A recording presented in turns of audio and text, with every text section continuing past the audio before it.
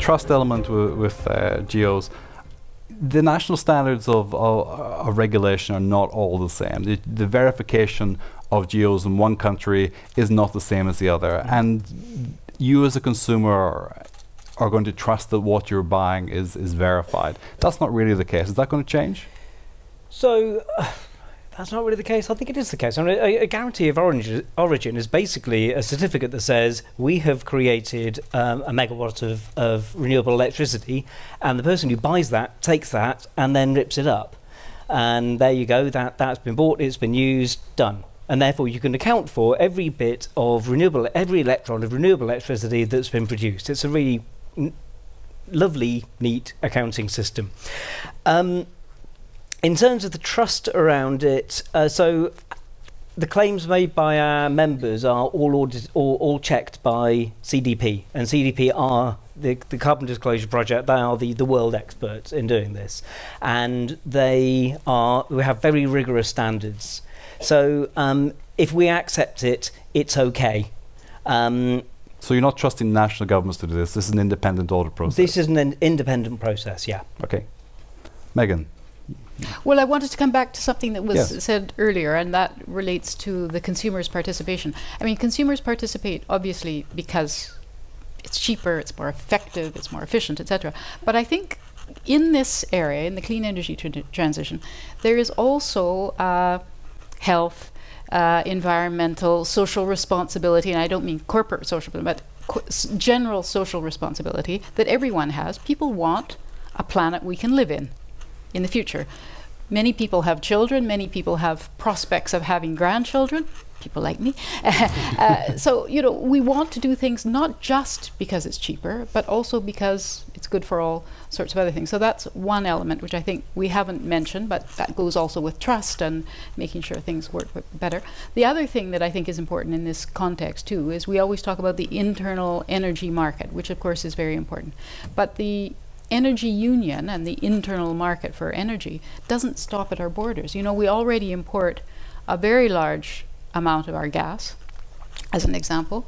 This is going to go on for the foreseeable future as we need gas,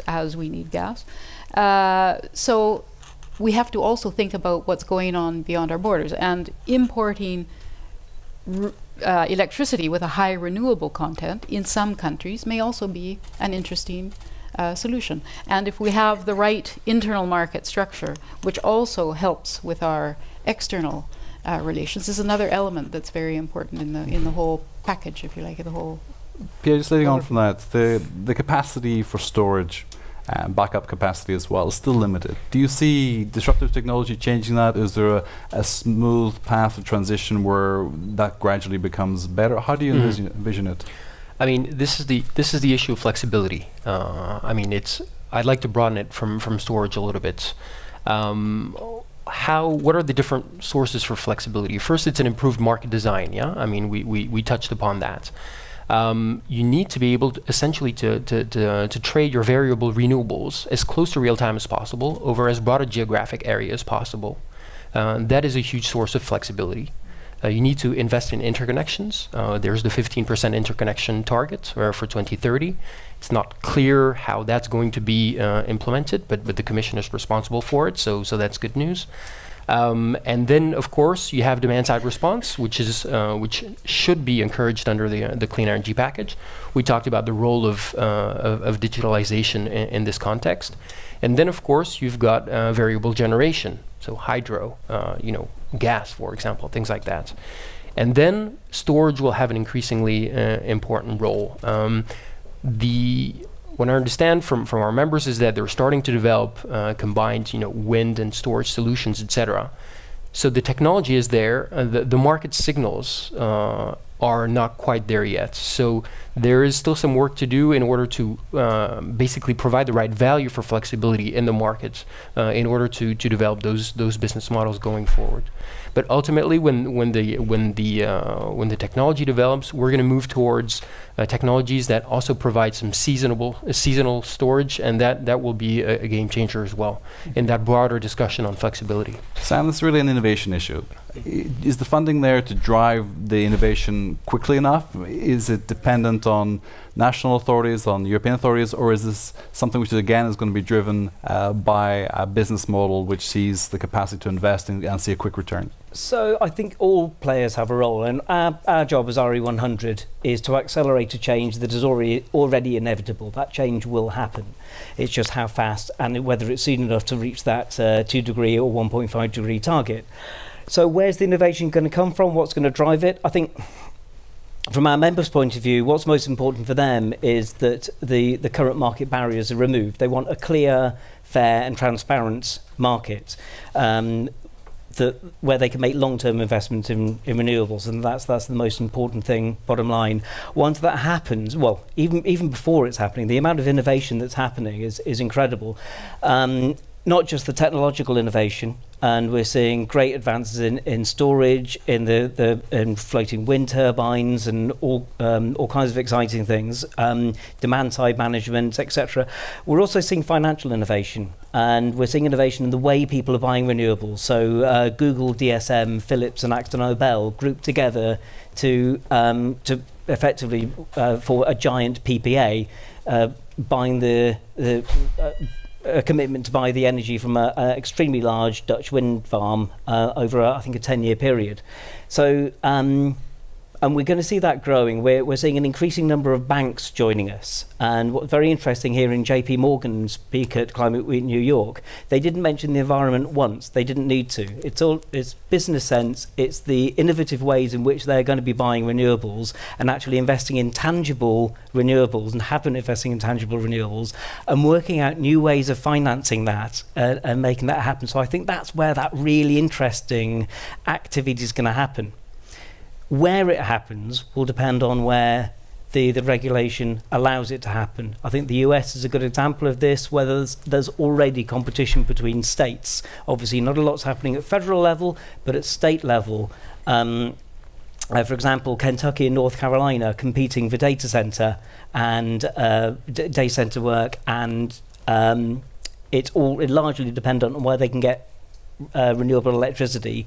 It's where those IT companies are locating. Megan, do you see the European money behind this as something which is continuing a pattern, or do you see it as being used as an accelerator? How does the Commission view its investment in energy? Well, I think it's both. It's continuing an existing pattern, but it's also an accelerator. And the whole idea is to encourage even more investment and public-private investment in these areas because it makes business sense. It encourages growth. It increases jobs. And one thing, because Claude is here now, I waited for you to mention this, is that in the governance regulation, which is one of these legislative acts that's going forward, one of the ideas is that each member state will have a climate and energy plan, a national climate and energy plan, which gives an outlook over the future of what they're planning to do to ensure that they meet their Paris goals, that they introduce clean energy, etc., etc. And this will be a very important signal also to investors to identify where initiatives are in country X and which direction country Y is going, and what are the advantages and where can we put our money. So those are also important for private sector investors, but also the public sector is very important. When the Juncker plan was launched, private equity said, yeah, that's okay, but show us projects that we can invest in. They wanted to see stability, quality, and things that had strong business models. Do you see a multiplication of that? Is this something which is gaining faster traction, more interest? I think it's gaining faster traction, and it's expanding, and we have these lists of projects of common interests. You know, there are more projects available than there are funded, let's put it that way. So there's a lot of potential, and I think the business case is there. And we've seen interested investors, clean funding, clean funds, environmentally interested investors. There are people who are interested in investing in these. I think we have to just make sure that we bring everyone together and show the benefits for the future. There's still an element like the technology sectors or the telecom sector. Everybody wants to participate in the service, but nobody wants to pay for the infrastructure. Pierre, how do you get the infrastructure paid for the interconnectors and systems like that in the grid? Yeah, I mean, On the interconnectors, on the infrastructure, I mean, you have to look at the generation side, the load side. On the generation side, you really need to make sure that the charges do not unduly penalize the new entrants. And for example, if you're calculating the charge, we think it should be 0, but at least calculate it on the basis of outputs and not capacity, because that really puts variable renewables at a disadvantage compared to conventionals. On the load side, it's extremely important that we define the charges considering what we talked about before, flexibility, and not disincentivizing the demand response. So we really need to define the way we finance the infrastructure going forward in a way that bears in mind the long-term policy objectives, which is a system which is extremely energy efficient and based on renewables. Of course, there's going to be a cost. We're transitioning from a system which is going to be much more decentralized, but let's do it in an open way and in a way that has the right priorities. If you look at the projects of the PCIs, the projects of common interest, there's still an undue focus on gas infrastructure projects vis-a-vis electricity, when we know that if we want to have a genuinely energy efficient and decarbonized energy system going forward, we need to go on a one-way street towards electrification. So there's still a hiatus between where we're putting our money and where we're trying to go, or at least where the discourse is saying we should be going. Same as this part of the Rubik's Cube? Can this, once you move one section, something else moves out of place and you end up with an almost intractable solution? You could just peel the stickers off, couldn't you? Yeah, I think it's one important aspect that the disruption really is creating, and what innovation is creating. We were having a chat about it yesterday with some people, and I'm you know, when I was a kid, I was playing with Legos, so I'm more of the engineering type. So I really love the system optimization. So going to a local community, putting up windmills, batteries, then seeing how it all works together. But then when you go to the grown-up world and you try to see how you can make money out of it, then it becomes very difficult, because we don't have these remuneration schemes in place. The costs are based on system where we had still centralized everything, centralized production, centralized grids. So there is really, you know, this innovation and technological disruption is creating an urgent need for the member states and for the governments to review their legislation, review the core principles, how they charge people or how they allow people to be charged. And I see it as a positive thing still. You know, when you analyze whether to allow Uber or not, in Estonia we actually took a look at the legislation concerning taxi drivers, and we discovered that it was too harsh. So now, you know, we reduced the level of administrative burden for everyone, and I think really that's a positive thing.